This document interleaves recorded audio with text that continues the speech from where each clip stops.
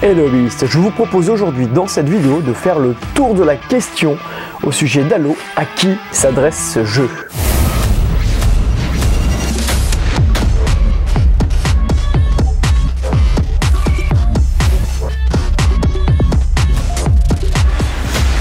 Bonjour les hobbies, je suis John de Games of War Studio et aujourd'hui on va parler d'Halo mais aussi de Dead Zone et Kill Team. On va faire une petite comparaison rapide, mais le but de cette vidéo c'est de répondre à la question à qui s'adresse Halo Flashpoint. Voilà un peu plus de 3 semaines à présent que je vous parle en avant-première du jeu Halo Flashpoint. J'étais en festival ce week-end. Alors petit festival, 3500 personnes dans un grand hall. On a eu 250 personnes au total sur le stand et j'ai fait énormément de parties d'Halo Flashpoint en démo. Le jeu a clairement énormément plu, il a énormément attiré. D'ailleurs, il y a eu un effet un peu particulier, c'est qu'en fait les gens sont venus regarder Halo, ne connaissaient pas Dead Zone pour la plupart, et en ayant joué à Halo, sont allés sur du Dead Zone après. Ça, j'ai trouvé ça assez fun d'ailleurs. Au passage, une petite parenthèse. Donc le but de la vidéo, c'est quoi? C'est de tout simplement répondre à qui s'adresse Halo, parce qu'aujourd'hui, en ayant plus d'une cinquantaine de parties dans les pattes, je pense avoir une idée vraiment claire et précise, mais c'était déjà plus ou moins l'idée que je me faisais du jeu. Parce que je pense qu'Halo est un jeu particulier qui ne s'adresse pas à tous les publics, clairement. Pour autant, il peut être pris en main par tout le monde, mais la finalité même du jeu, l'esprit même du jeu et la manière dont a été pensé, créé, développé le jeu sur les bases du système de Dead Zone en font un jeu particulier qui s'adresse à un groupe de gens particuliers et on va en parler dans la vidéo. Alors pour commencer, petite comparaison très rapide entre les 3 jeux de la même niche, du même style, c'est-à-dire jeu d'escarmouche, petite figurine, un core rule qui se prend facilement en main. Oui, même pour Kill Team, même si certains disent que c'est compliqué, le core rule se prend facilement en main, c'est tout le périphérique à côté qui est un peu plus lourd. Donc voilà, et donc on est sur 3 jeux qui ont des mêmes caractéristiques et qui prennent une petite surface de jeu. J'ai sorti Infinity parce que la surface est plus grande, parce que ça se prend pas facilement en main, c'est pas vrai. C'est beaucoup plus long à jouer, là on est sur des parties quand même relativement rapides pour les 3 jeux. Donc clairement moi à l'heure actuelle en fait je vais vous dire à qui s'adressent les différents jeux en fonction du type de joueur, de l'ensemble de joueurs qu'on a pu voir, que ce soit au centre B, que ce soit dans les discussions sur la chaîne ou autre, ou que ce soit au festival. Pour moi à l'heure actuelle Dead Zone clairement c'est un jeu qui est fait pour du narratif, c'est à dire que aujourd'hui ayant Halo Flashpoint je peux vous dire clairement que Dead Zone finalement n'est pas un jeu fait pour le compétitif. Dans son système, il s'est fait pour se faire des super scènes cinématiques, des trucs complètement comment dire, craqués, le Goblin Sniper qui va défoncer une moto en face d'un forceur ou un Strider. Enfin voilà, on est vraiment sur un truc très cinématique, très narratif. Et pour moi, le jeu se veut avant tout narratif en réalité, très peu compétitif par son système, les dés explosifs, même si on a du D8 explosif dans Halo. Enfin vous verrez, on va en parler dans cette vidéo. Pour moi, Halo est beaucoup plus stable et beaucoup plus compétitif que Dead Zone. Donc Dead Zone déjà c'est un jeu, si vous voulez vous raconter des belles histoires, vous voulez avoir une multitude de factions différentes, une rejouabilité avec ces factions.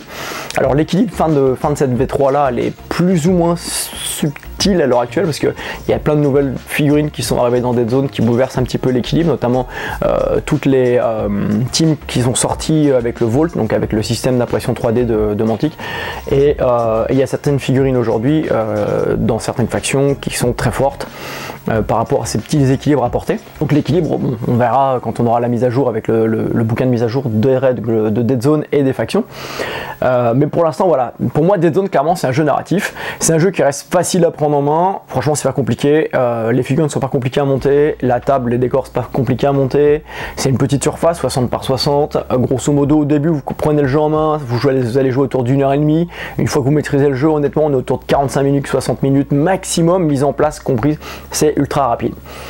Kill Team, alors Kill Team, le core rule de base il est assez simple, le fonctionnement est assez simple au final.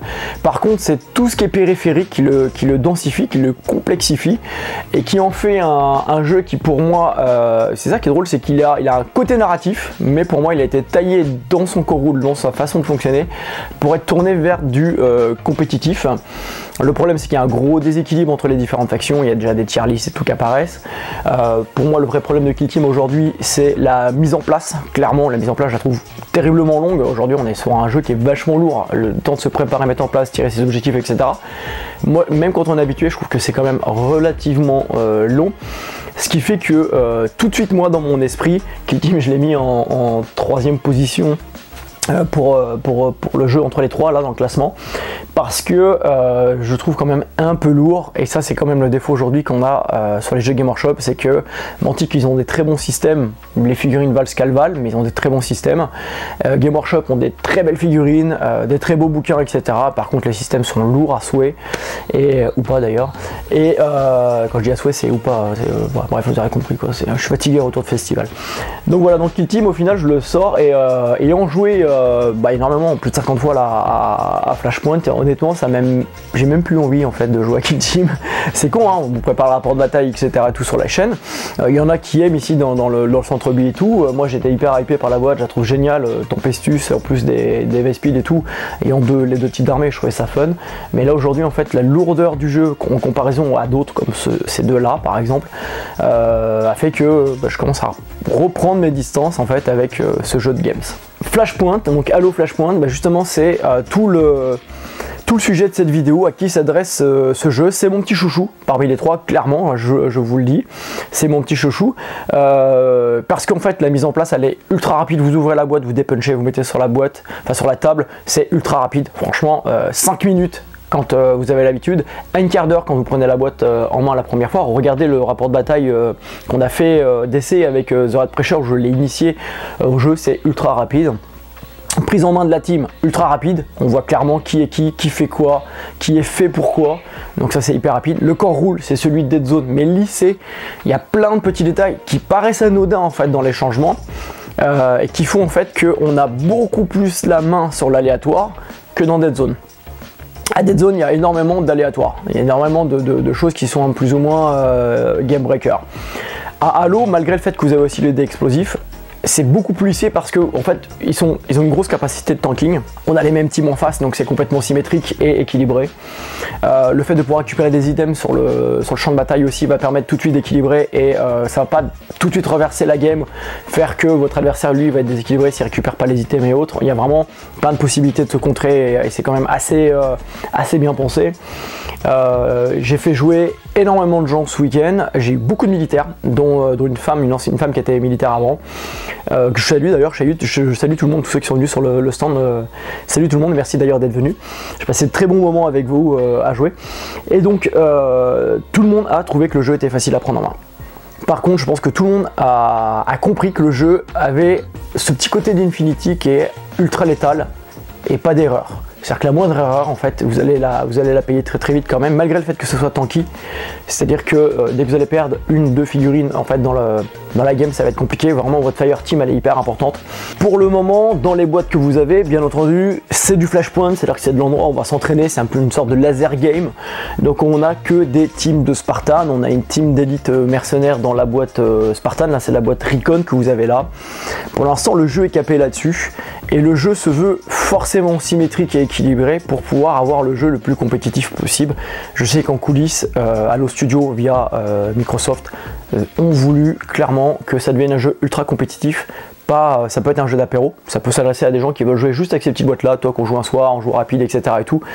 Mais par contre, si on se penche pas dessus, on n'arrivera jamais à tirer la quintessence, l'essence même de ce jeu qui se veut être ultra agressif, ultra compétitif. Et vraiment le truc, c'est un jeu d'échecs, c'est au millimètre quoi, c'est millimétré.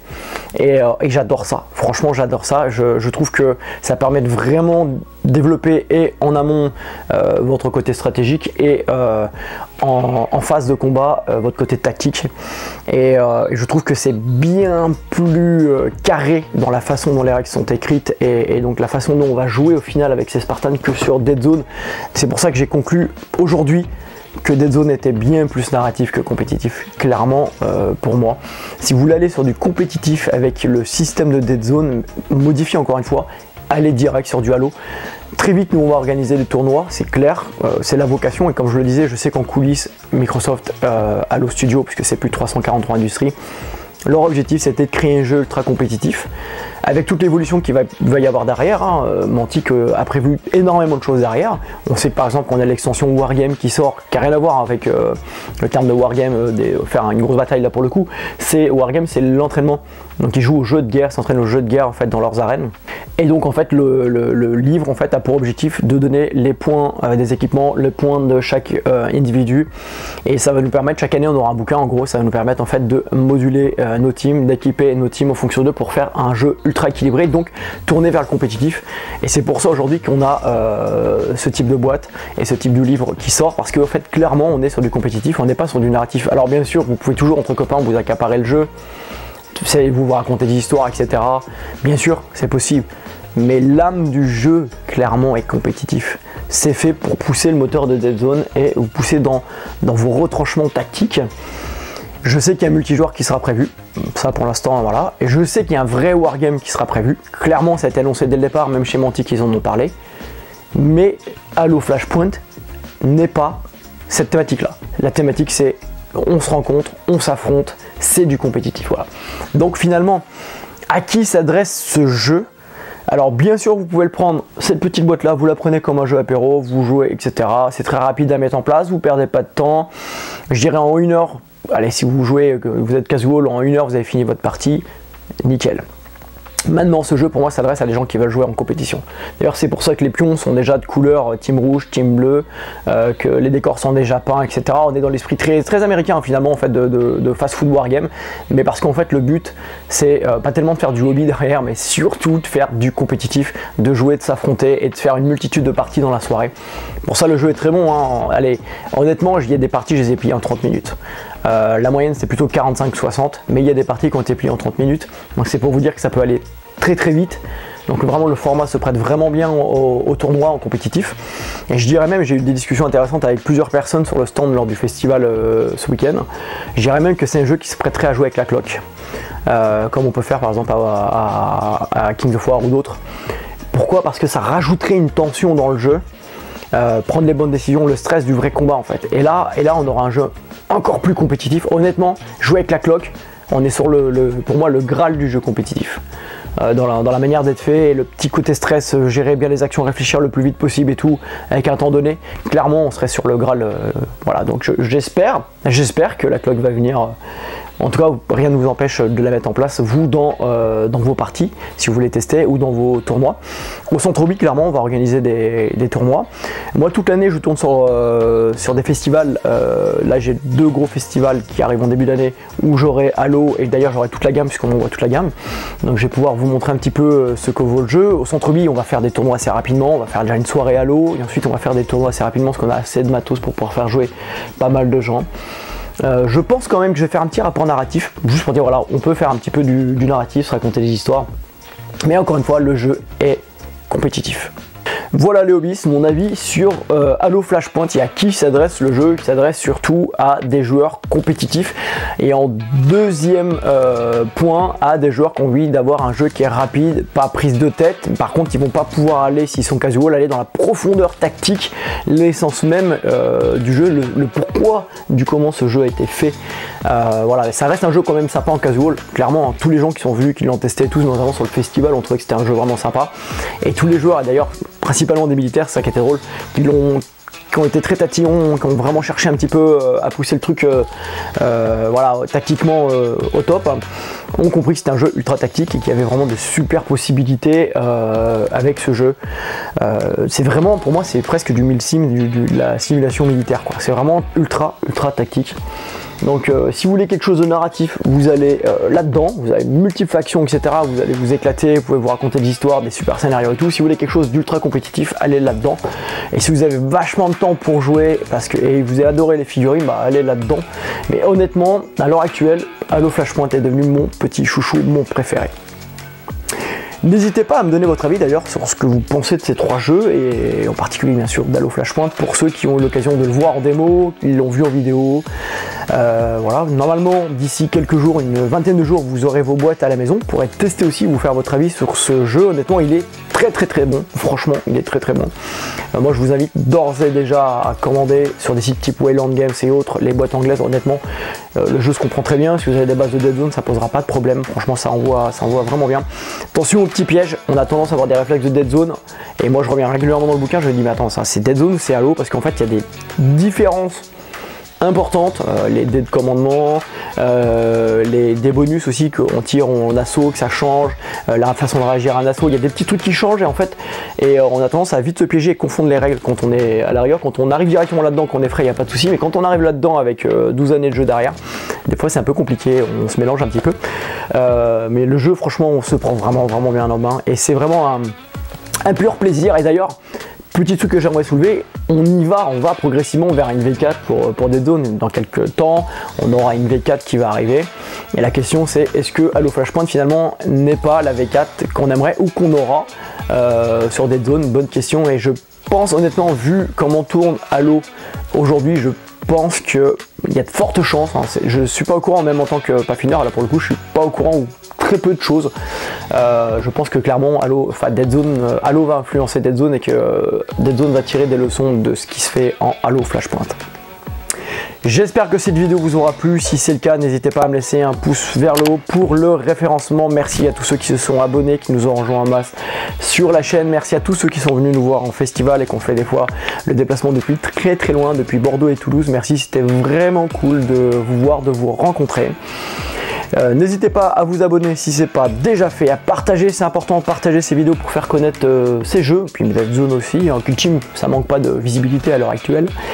Et si vous voulez soutenir la chaîne, n'hésitez pas à aller sur notre Tipeee, ou ce qui est encore mieux, d'aller chez Figurines et Hobby et taper le code promo Games of War et on touchera 5% de retour sur votre commande. Un petit geste pour vous, mais un grand geste pour nous, ça nous permet de développer nos activités, d'acheter de nouvelles caméras et bientôt vous faire des super vidéos sur la chaîne. Voilà tout pour aujourd'hui et je vous dis à bientôt les hobbyistes.